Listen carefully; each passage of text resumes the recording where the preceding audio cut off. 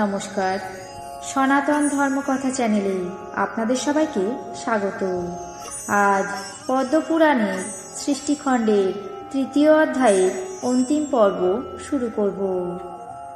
নারায়ণং নমস্কৃত্য নরং চৈব নরোত্তমং দেবীং সরস্বতীং Basham ততো জয়মুদীরয়েৎ।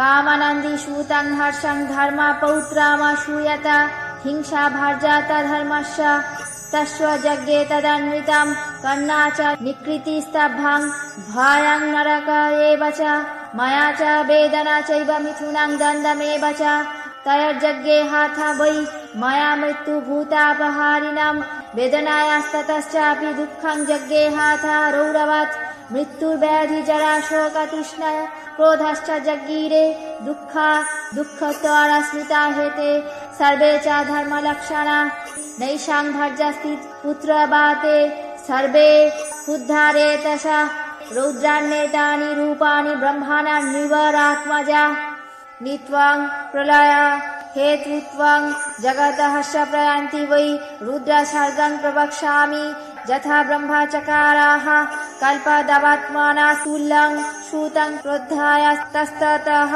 प्रादुरासीत् प्रभोरङ्के कुमारो नीललोहिता रुदना वै सुशम्बरं सोहत द्रवंश नृपसत्तमं किं रोदिषीति त्वं देव रुदन्त्वं प्रत्युवाचः नामधेहीति त्वं सोहत प्रत्युवाच प्रजापतिं रोदनाद रुद्रनामाशिमा रोदिधैर्यमावह एवमुक्तः पुनः सोहत सप्तकृत रुरोदः ततः हन्नानि ददौ तस्मै सुप्ता नमानि वै प्रभु मूर्तीनां चैवाष्टानां सनन्नाष्टौ चकारः भवं सर्वमथेशानां तथा पशुपतिं नृप भीममुग्रं महादेवमुवाच स पितामह सूर्य जलं मही बह्निर्वायुराकाशमेव च दीक्षित ब्रह्माण सोमैत्यते तनावः क्रमात् एवं प्रकारे रुद्रः सौषतिं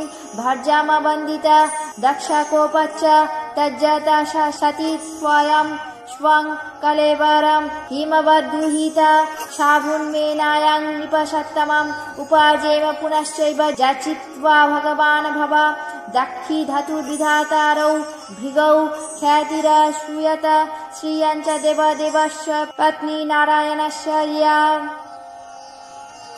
इति श्रीपद्मपुराणे प्रथमे सृष्टिखण्डे तृतीय अध्याय।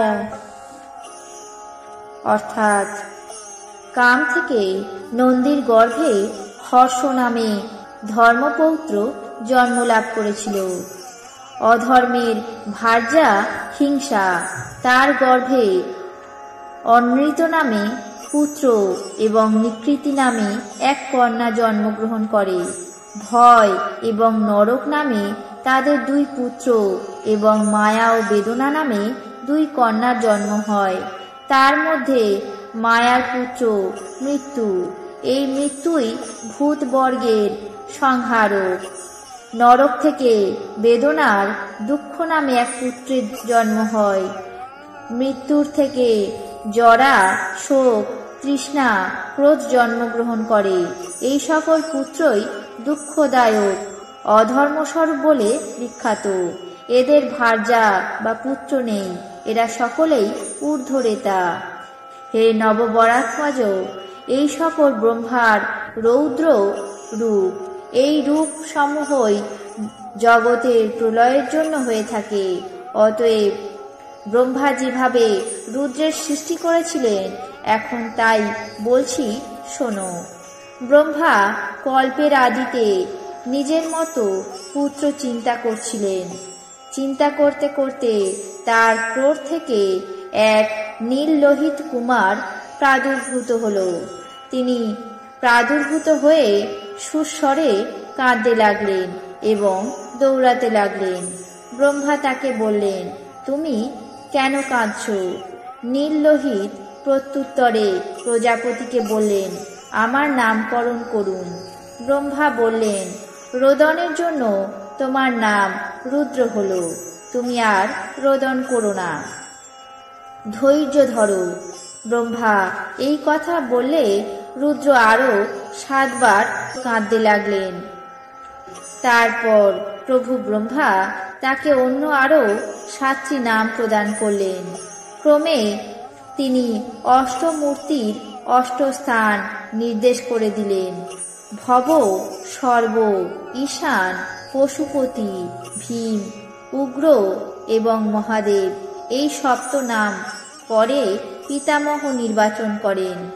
সূর্য, জল, মহি, বহ্নি, বায়ু, আকাশ, দীক্ষিত, ব্রাহ্মণ এবং সোম এই 8টি ক্রমান্বয়ে নীললোহিতের শরীর। এছাড়া রুদ্র সতীকে ভার্যারূপে লাভ করেন। সেই সতী দক্ষরাজের কোপে নিজের শরীর পরিত্যাগ করেছিলেন। হে নৃপশ্রেষ্ঠ, পরে সতী মেনকার গর্ভে হিমালয়ের দুহিতা হয়ে জন্মগ্রহণ করেন। ভগবান ভব প্রার্থনা করে পুনরায় সেই পার্বতীর পানি গ্রহণ করেন। দক্ষকন্যা খ্যাতি, ধাতা ও বিধাতা নামে 2 পুত্র এবং শ্রীদেবীকে প্রসব করেন। এই শ্রীদেবী দেবদেব নারায়ণের পত্নী হন।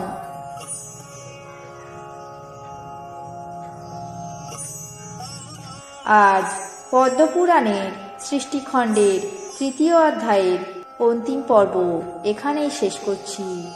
আপনাদের কেমন লাগলো তা অবশ্যই কমেন্ট বক্সে জানাবেন।